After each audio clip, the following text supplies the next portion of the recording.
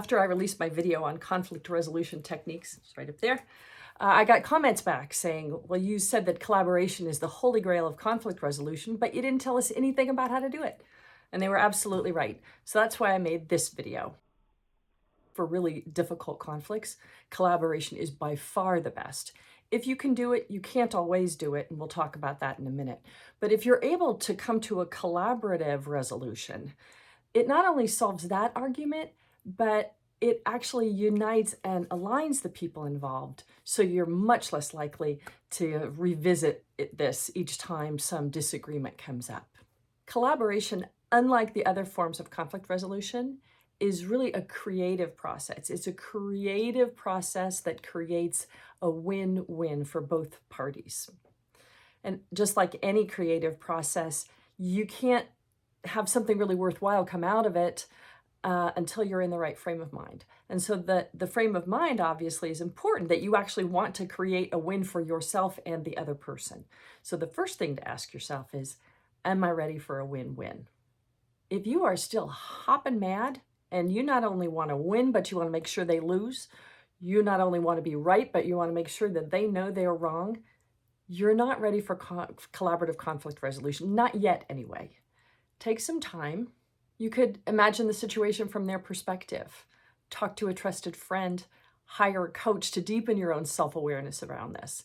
And if you are still committed to a win-lose, then I suggest you go back to that video and look at compromise. That would be that you'll have a lot more luck there than trying to walk into collaborative conflict resolution when you're still that committed to winning. And when you are ready to create a win-win, communicate that to the other person and find out where they are on this. If they're with you wanting to create a win for both of you, then you can move forward with collaboration.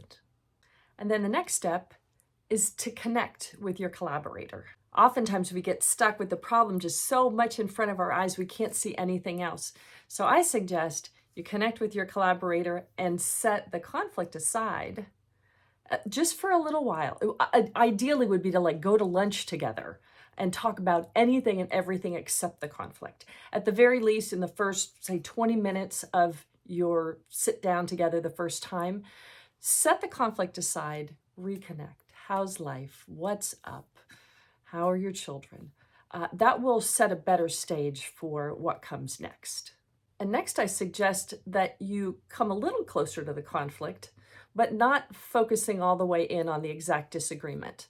And by that, I mean to talk about the values that underlie this conflict. You two would not be in an argument, or maybe it's more than two of you. You wouldn't be in this conflict if it didn't represent something that felt really strongly put a value of yours at risk, and for them.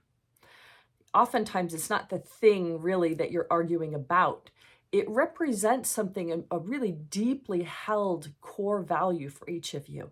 Otherwise, you wouldn't be in this conflict. So what are those values? Begin to talk about why this conversation is important to you. And then listen. Just listen. Try not to talk over. Let there be silence.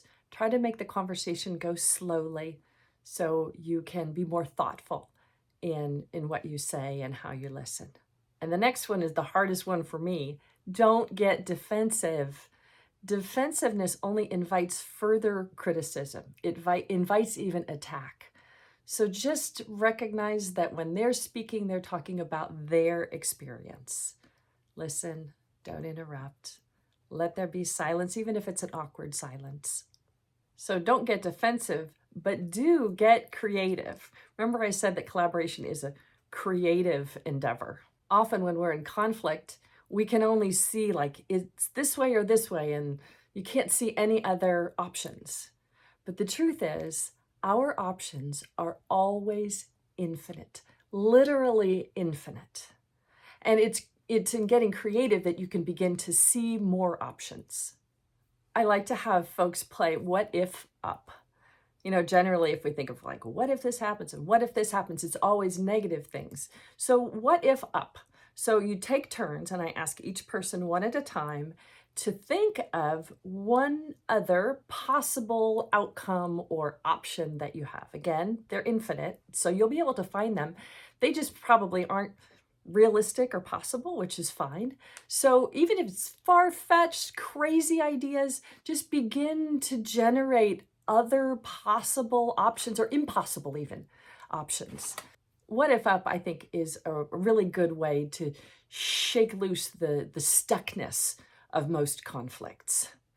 And it can get pretty funny, which is great, because when you hear that first laugh, you know you are well on your way, not only to resolution, but actually alignment and unity of the people involved. And the next part really can't be scripted at all. It is the free flow of a conversation that's now got some foundation in values, in looking at possibilities. And now you'll need to avoid the temptation to control it. Just let it go. Let the conversation go where it wants to. Keep listening and take it slowly. Then when you begin to see some areas of alignment, make sure that you write them down and make clear requests of one another. I would appreciate it if in the future you would ... right? And then ask what their requests are of you too, so that you can begin to capture some of what you're creating together.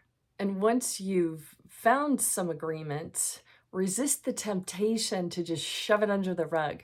I see this often. People are so glad that the heat is out that they just want to shake hands, be nice, and never talk about it again. And that is a mistake. So the last step is to revisit it regularly. Doesn't need to be often, but it does need to be regularly. So maybe 2 weeks out from the first conversation, you put it on the calendar to revisit it, because other things will have come to mind by then. And then 2 or 3 months out even, and especially if things are going really well, don't cancel that meeting. Sit down and talk about what you've been able to create together. A stronger relationship, celebrate the things that you've been able to accomplish through collaboration. If you want more resources for conflict resolution, you can head over to my website, myteamworks.biz/conflict, and I wish you relationships of unity and alignment.